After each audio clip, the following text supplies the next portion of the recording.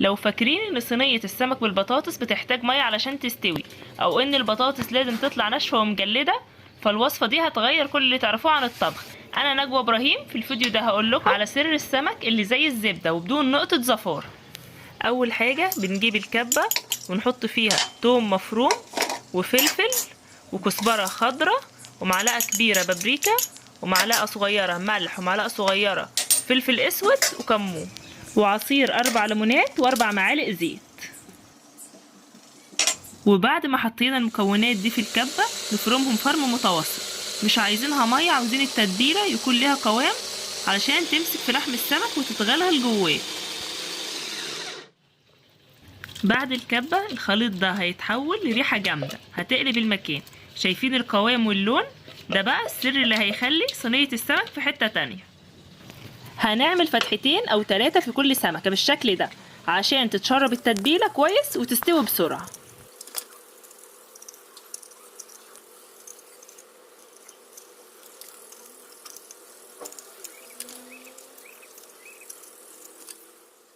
بندخل التتبيلة في الفتحات اللي عملناها علشان اللحم يتشربها، وبنوزع التتبيلة كمان جوه بطن السمك. وبعد ما حشيناها بنسيبها في التتبيلة لحد ما نجهز الصينية بتاعتنا. هننزل الخضار كله على بعضه كده في الصينية بالشكل ده علشان نعمل احلى فرشة تحت السمك.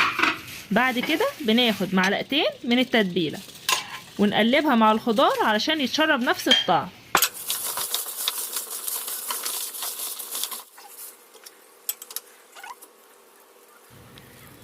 بنرص السمك المتبل فوق فرشة الخضار في الصينية جنب بعض بالشكل ده.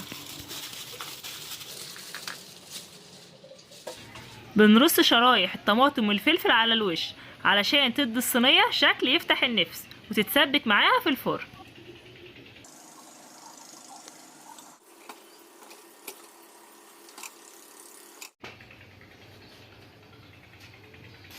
بعدين نلفها بورق فويل وندخلها الفرن على درجة حرارة متوسطة لمدة نص ساعة. بنطلع الصينية بعد ما السمك دخل في السوا والبطاطس كمان استوت. بندي السمك مسحة خفيفة من التتبيلة المتبقية مع نقطة زيت على كل سمكية ونرجعه الفرن تحت الشواية ياخد الجريمان اللون الذهبي المظبوط.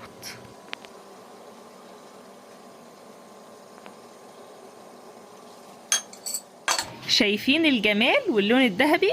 البطاطس دايبة والسمك مستوي ومتشرب التتبيلة. جربوها وهتدعولي. احلى صينية سمك جاهزة للتقديم.